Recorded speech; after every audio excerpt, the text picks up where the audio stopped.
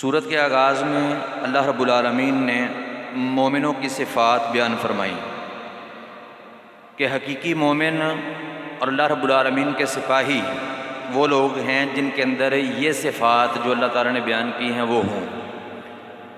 وہ کیا ہیں کہ اللہ رب العالمین نے فرمایا انما المؤمنون الذین اذا ذکر اللہ وجلت قلوبہم وَإِذَا تُلِيَتْ عَلَيْهِمْ آيَاتُهُ زَادَتْهُمْ إِيمَانًا وَعَلَىٰ رَبِّهِمْ يَتَوَكَّلُونَ۔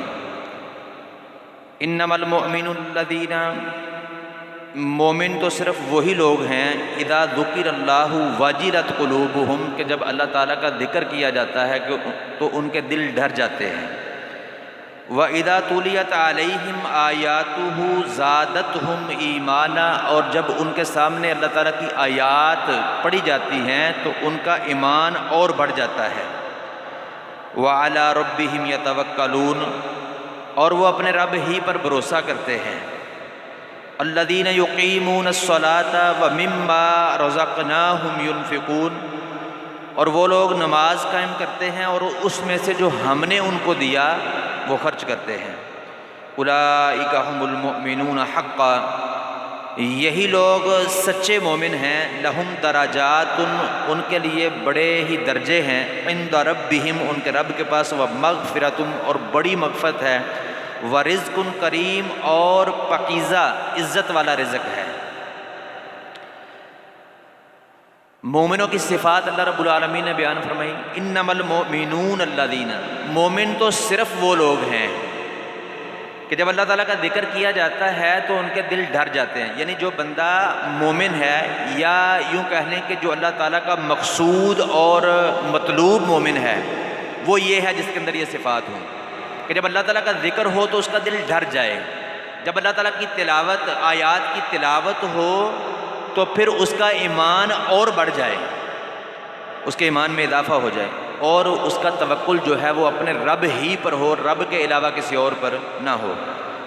اور ان باتوں کے بعد وہ 5 وقت کی نماز کا پابند ہو، اور اگر اللہ تعالیٰ نے اس کو مال دیا ہے اور نصاب کو پہنچا ہے، اس پر سے سال گزرا ہے، تو وہ اس میں سے 2.5% اللہ رب العالمین کے راستے سے نکالے۔ نماز کا قائم کرنا اور زکوٰۃ کا ادا کرنا یہ اسلام کے بنیاد میں سے، اسلام کے ارکان میں سے 2 اہم ترین رکن ہیں۔ صحیح بخاری اور مسلم کی حدیث ہے، رسول اللہ صلی اللہ علیہ وسلم نے فرمایا بنی الاسلام علی 5، شہادت اللہ الہ الا اللہ وان محمدا عبدہ ورسولہ واقام الصلاۃ وایتاء الزکاۃ وحج البیت وصوم رمضان، کہ اسلام کی بنیاد 5 چیزوں پر ہے۔ سب سے پہلے شہادتین، اللہ رب العالمین کے علاوہ کوئی عبادت کے لائق نہیں، وہ وحدہ لا شریک ہے، اور محمد رسول اللہ صلی اللہ علیہ وسلم اللہ تعالیٰ کے بندے اور رسول ہیں۔ شہادتین کے بعد اقام الصلاۃ، سب سے پہلی چیز، یعنی لا الہ الا اللہ محمد رسول اللہ صلی اللہ علیہ وسلم پڑھ کے شہادتین کا اقرار کر کے بندہ دائرہ اسلام میں داخل ہوتا ہے۔ پھر لوگوں کے سامنے، اب یہ حالت تو اللہ رب العالمین جانتا ہے، یہ کوئی اور نہیں جانتا، لوگوں کے سامنے اپنے آپ کو مسلمان باور کروانے کے لیے سب سے پہلی چیز وہ ہے 5 وقت کی نماز۔ جو 5 وقت کی نماز پڑھتا ہے اس کو لوگ مسلمان سمجھیں گے، جو نہیں پڑھتا ہے، رسول اللہ صلی اللہ علیہ وسلم کے صحابہ کرام اس کو مسلمان نہیں سمجھتے تھے۔ تو یہ اپنے آپ کو مسلمان باور کروانے کی اسلامی معاشرے کے اندر سب سے پہلی چیز ہے 5 وقت کی نماز کی پابندی۔ اس کے بعد جو ہے وہ زکوٰۃ، اس کا بھی اتنا اہم معاملہ ہے کہ جب ابو بکر صدیق رضی اللہ تعالیٰ عنہ کا دور خلافت آیا تو انہوں نے کہا کہ جو بندہ رسول اللہ صلی اللہ علیہ وسلم کے دور میں ایک رسی بھی دیا کرتا تھا، یا کہا کہ بکری کی ایک پٹھوری بھی دیا کرتا تھا، اب اس نے انکار کیا تو میں اس کے ساتھ جنگ کروں گا۔ یعنی زکوٰۃ کے منکر کے ساتھ ابو بکر صدیق رضی اللہ تعالیٰ نے جنگ کا اعلان کیا، مطلب کہ اس کو بھی مسلمان نہیں سمجھتے تھے۔ اسلام کے ارکان میں سے کسی کا بھی کوئی انکار کر دے تو وہ بندہ وہ مسلمان نہیں ہے جو اللہ تبارک تعالیٰ کو مقصود اور مطلوب مسلمان ہے۔ تو یہ صفات، یعنی اس طرح کا پاک باز بندہ ہو، وہ اللہ تعالیٰ کا مقصود اور مطلوب مومن بندہ ہے، وہ اللہ تعالیٰ کا ولی ہے۔ آج کل ہمارے ہاں ولی اس کو سمجھا جاتا ہے جو سال نہائے نہ، چند ماہ نہائے نہ، بال بڑے بڑے رکھ لے، اتنے بڑے کر کے کہ اس کے اندر کنگھی بھی نہ پھرے، اس کو کہتے ہیں یہ اللہ کا ولی ہے، یہ پہنچی ہوئی سرکار ہے۔ یہ نہیں ہے۔ اللہ رب العالمین نے فرمایا کہ ولی کون ہے؟ انما المؤمنون الذین اذا ذکر اللہ وجلت قلوبہم، کہ اللہ تعالیٰ کا ذکر سن کے ان کے دل ڈر جائیں۔ وَإِذَا تُلِيَتْ عَلَيْهِمْ آيَاتُهُ زَادَتْهُمْ ایمانا، جب اللہ تعالیٰ کی آیات ان کے سامنے پڑھی جائیں تو ان کے ایمان جو ہیں وہ بڑھ جائیں۔ وَعَلَىٰ رَبِّهِمْ يَتَوَكَّلُونَ، اور وہ اپنے رب ہی پر توکل کرتے ہیں۔ الَّذِينَ يُقِيمُونَ الصَّلَاةَ، اور وہ نماز کی پابندی کرتے ہیں۔ وَمِمَّا رَزَقْنَاهُمْ يُنْفِقُونَ، اور جو ہم نے ان کو دیا اس میں سے وہ خرچ کرتے ہیں۔ أُولَٰئِكَ هُمُ الْمُؤْمِنُونَ حَقًّا، اللہ رب العالمین فرماتے ہیں کہ یہی سچے مومن ہیں، یہی سچے مومن ہیں، حق مومن ہیں۔ لہم درجات عند ربہم، ان کی اس سچائی کی وجہ سے، ایمان کی وجہ سے، توکل کی وجہ سے، اور اللہ رب العالمین سے ذکر سے ڈرنے کی وجہ سے، آیات سے ایمان کے بڑھنے کی وجہ سے، نمازوں کی پابندی کی وجہ سے، زکوٰۃ کی ادائیگی کی وجہ سے، اللہ رب العالمین کے ہاں ان کے بڑے ہی درجے ہیں۔ وَمَغْفِرَةٌ، اور بڑی مغفرت ہے۔ وَرِزْقٌ کریم، اور عزت والا رزق ہے۔ اس کے بعد اللہ رب العالمین نے جنگ بدر کا پس منظر بیان فرمایا۔ مسلمان مکہ کو چھوڑ کر صحابہ کرام رضوان اللہ علیہم اجمعین مدینہ میں جو ہے وہ آئے اللہ رب العالمین کے حکم سے۔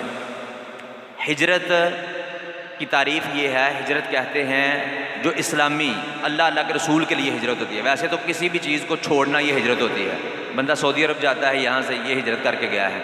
آپ سرگودا سے چھوڑ کے لاہور جاتے ہیں کام کرنے کے لیے، مزدوری کے لیے، آپ نے ہجرت کی ہے۔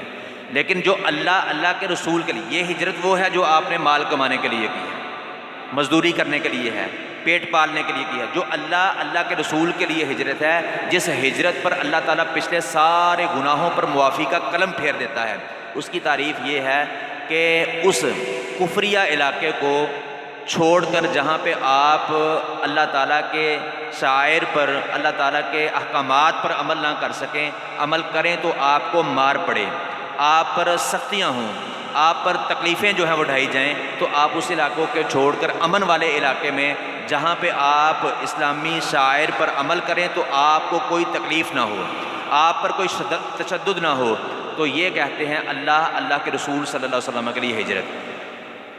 تو اس بات سے، مسلمانوں کی ہجرت سے اس بات کی دلیل ملتی ہے کہ اسلام اور مسلمان امن پسند دین ہے اور امن پسند لوگ ہیں۔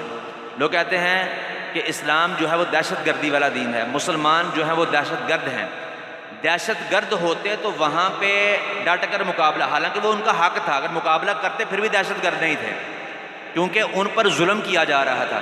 لیکن آپ ان کی جو ہے وہ امن پسندی دیکھیے کہ انہوں نے اپنے گھر بار کی، اپنے رشتہ داروں کی، دوست احباب کی، کاروبار کی، کھیت و کھلیان کی، زمینوں کی، جائیدادوں کی، ہر چیز کی قربانی دی، اور سب کچھ چھوڑ کے گھر بے گھر ہو کر اپنے ملک کو چھوڑ کر، اپنے شہر کو چھوڑ کر مدینے میں چلے گئے۔ کس لیے؟ کہ لڑائی سے بچ سکیں، لڑائی سے بچ سکیں، اور وہاں پہ جا کے اللہ رب العالمین کے احکامات کے مطابق، اپنے دین کے مطابق زندگی بسر کر سکیں۔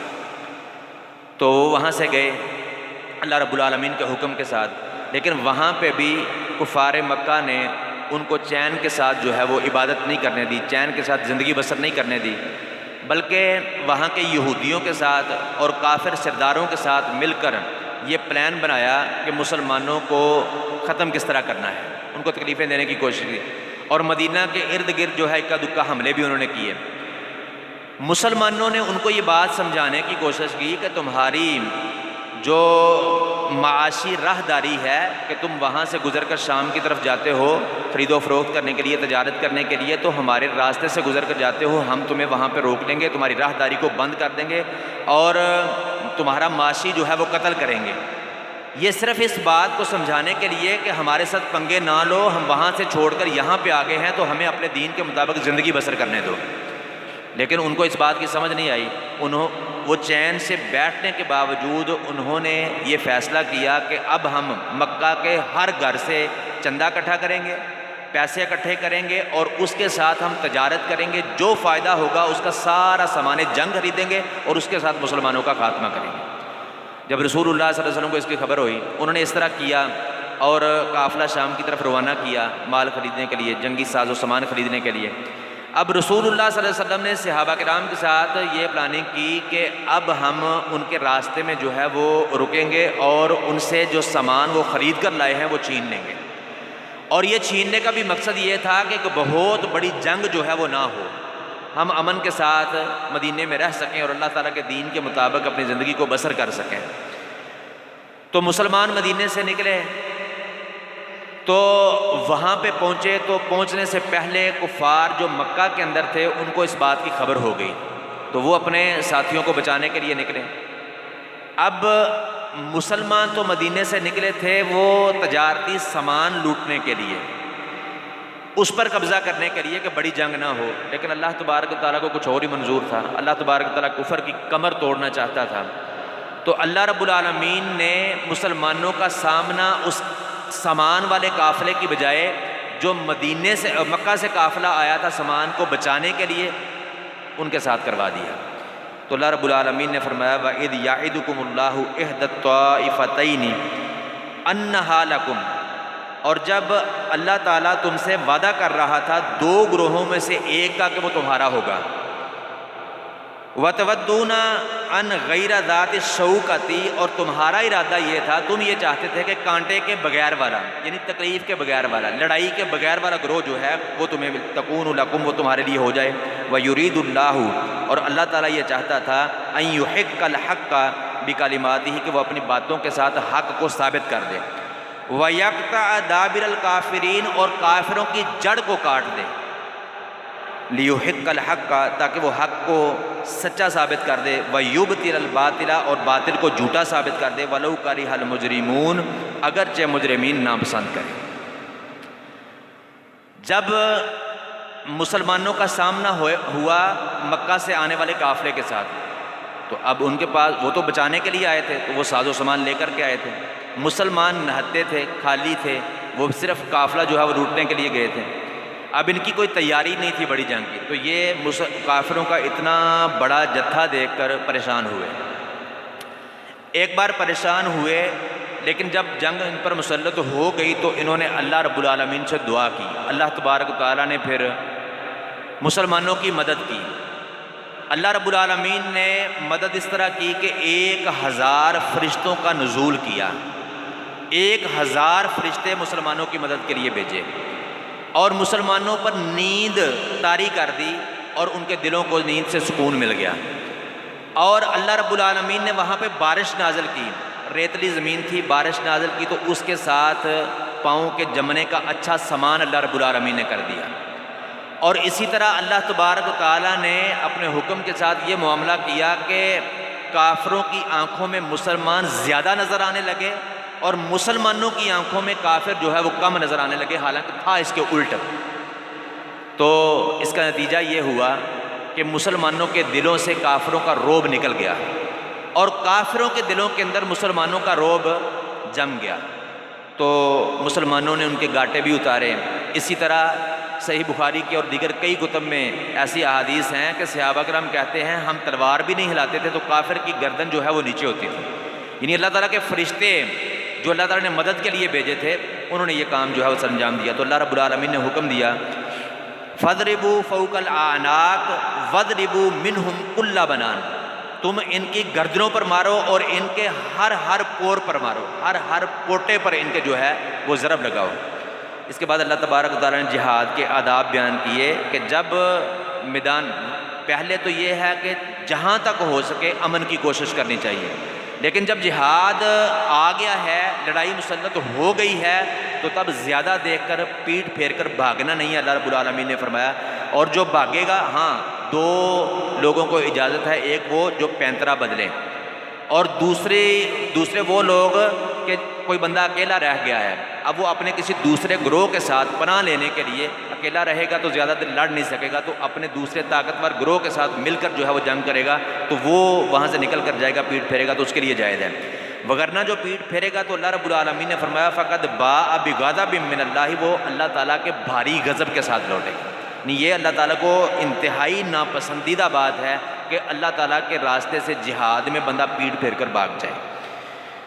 اور مزید اللہ رب العالمین نے فرمایا وَقَاتِلُوهُمْ حَتَّى لَا تَكُونَ فِتْنَةٌ، اور ان سے قتال کرو، لڑائی کرو یہاں تک کہ فتنہ ختم ہو جائے، باقی نہ رہے، وَيَكُونَ الدِّينُ كُلُّهُ لِلَّهِ، اور دین سارے کا سارا اللہ تعالیٰ کے لیے ہو جائے، تو اس وقت تک ان کے ساتھ جو ہے وہ جنگ کرنے کا اللہ رب العالمین نے حکم دیا، جب تک کہ کفر شرک ختم نہ ہو جائے۔ صحیح بخاری اور مسلم کی حدیث ہے، نبی صلی اللہ علیہ وسلم نے فرمایا کہ امرت ان اقاتل الناس حتی یشہدوا ان لا الہ الا اللہ وان محمدا عبدہ ورسولہ، مجھے حکم دیا گیا ہے، یعنی اللہ تعالیٰ کی طرف سے مجھے حکم دیا گیا ہے کہ میں لوگوں کے ساتھ اس وقت تک لڑائی کروں یہاں تک کہ وہ لا الہ الا اللہ محمد رسول اللہ صلی اللہ علیہ وسلم کا اقرار نہ کر لیں، وہ مسلمان ہو جائیں، یعنی جب تک کفر کا بالکل خاتمہ نہ ہو جائے۔ پھر آپ نے فرمایا جب تک وہ کلمے کے بعد وہ نماز نہ پڑھیں، زکوٰۃ نہ دیں، اگر وہ یہ کام کر لیں تو انہوں نے اپنے خونوں کو اور اپنے عزتوں کو، مال کو مجھ سے بچا لیا، باقی ان کے معاملات جو ہیں وہ اللہ تعالیٰ کے سپرد ہیں۔ لیکن اگر وہ لا الہ الا اللہ محمد رسول اللہ نہیں پڑھتے، نماز قائم نہیں کرتے، زکوٰۃ ادا نہیں کرتے، تو اس وقت تک مجھے ان سے لڑنے کا حکم دیا گیا ہے، جہاد کرنے کا حکم دیا گیا ہے۔ اس کے بعد اللہ رب العالمین نے کافر عذاب کی دعا مانگا کرتے تھے، تو اللہ رب العالمین نے عذاب جلدی نہ بھیجنے کی ریزن بیان فرمائی۔ ابو جہل کے بارے میں صحیح بخاری میں آتا ہے، تو وہ کہتا تھا کہ اللہ اگر محمد رسول اللہ صلی اللہ علیہ وسلم سچے نبی ہیں اور قرآن سچی کتاب تیری طرف سے منزل من اللہ ہے تو ہم پر پتھروں کی بارش برسا۔ تو اللہ رب العالمین نے فرمایا وَمَا كَانَ اللَّهُ لِيُعَذِّبَهُمْ وَأَنْتَ فِيهِمْ، اللہ تعالیٰ کیوں ان کو عذاب دے گا؟ اللہ تعالیٰ ایسا ہے ہی نہیں کہ ان کو عذاب دے جب تک تو ان کے اندر ہے۔ وَمَا كَانَ اللَّهُ مُعَذِّبَهُمْ وَهُمْ يَسْتَغْفِرُونَ، اور اس وقت تک اللہ تعالیٰ کسی قوم کو عذاب نہیں دیتا جب تک کہ وہ استغفار کرتے ہیں۔ یعنی یہ دو چیزیں اللہ رب العالمین نے عذاب نہ بھیجنے کی کسی بھی قوم پر جو ہے وہ ریزن، وجہ بتائی، سبب بتایا کہ جب تک قوم کے اندر نبی ہوتا ہے اس وقت تک عذاب نہیں آتا، اور جب تک قوم کے اندر کچھ لوگ استغفار کرنے والے ہوتے ہیں تب تک بھی اللہ رب العالمین کا عذاب نہیں آتا ہے۔ اس کے بعد اللہ رب العالمین نے مسلمانوں کو کفر کے خاتمے تک جہاد کا حکم مزید دیا، وَقَاتِلُوهُمْ حَتَّى لَا تَكُونَ فِتْنَةٌ وَيَكُونَ الدِّينُ كُلُّهُ لِلَّهِ، کہ اللہ ان کے ساتھ قتال کرو، لڑائی کرو یہاں تک کہ فتنہ ختم ہو جائے اور دین سارے کا سارا اللہ رب العالمین کے لیے ہو جائے۔ فَإِنْ انْتَهَوْا فَإِنَّ اللَّهَ بِمَا يَعْمَلُونَ بَصِيرٌ، اگر وہ باز آ جائیں تو اللہ تعالیٰ جانتا ہے کہ اور دیکھنے والا ہے جو وہ کرتے ہیں۔ اللہ رب العالمین سے دعا ہے کتاب و سنت کو صحیح معنوں میں سمجھنے، عمل کرنے اور دوسروں تک پہنچانے کی توفیق عطا فرمائے۔ وما توفیقی الا باللہ۔